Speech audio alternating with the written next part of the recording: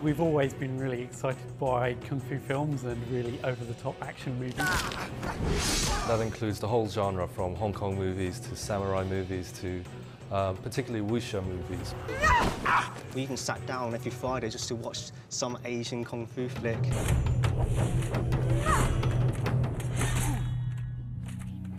We've got a really amazing concept artist, Alessandro Taini, who created the beautiful concept art that we have.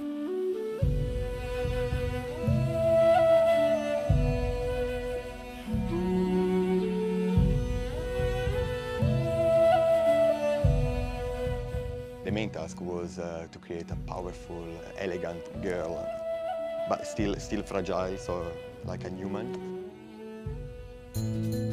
We did have a few moments in time where we wondered whether we'd be able to create a really successful female heroine.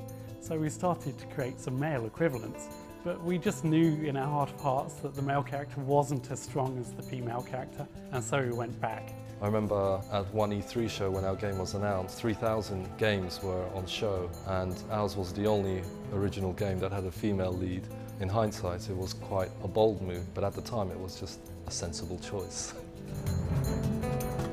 When I knew Andy Serkis was the king, this was the first paint I did. It's really important, even the crow, which is part of the costume. It's like his soul, the crow. It's like a demon.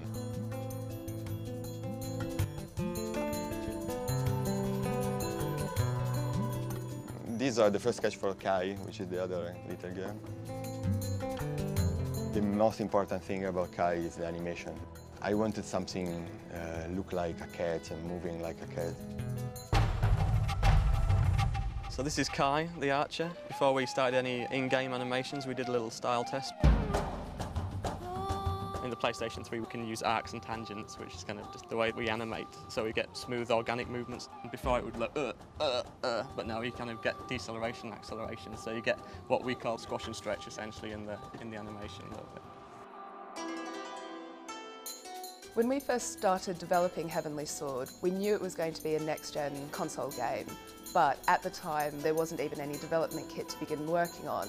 We had no real idea what the technology would be. We had no dev kits or anything, so we had to do educated guesses. We took into account Moore's law, which states that every 18 months processing power doubles, and started developing technology on machines that weren't capable of running that technology, hoping that the next generation consoles would catch up with us. When I compare the footage that we get from PlayStation 3 to the frames of the video footage we had back then, the PlayStation footage just looks way better than we could actually create.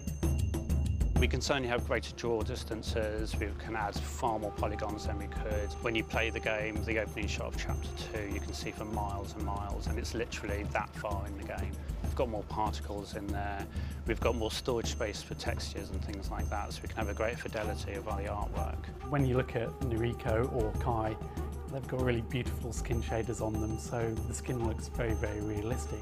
And that ties in with the facial motion capture that we've been performing, so that we get really believable expressions on the faces. This allows us to just create much more believable performances.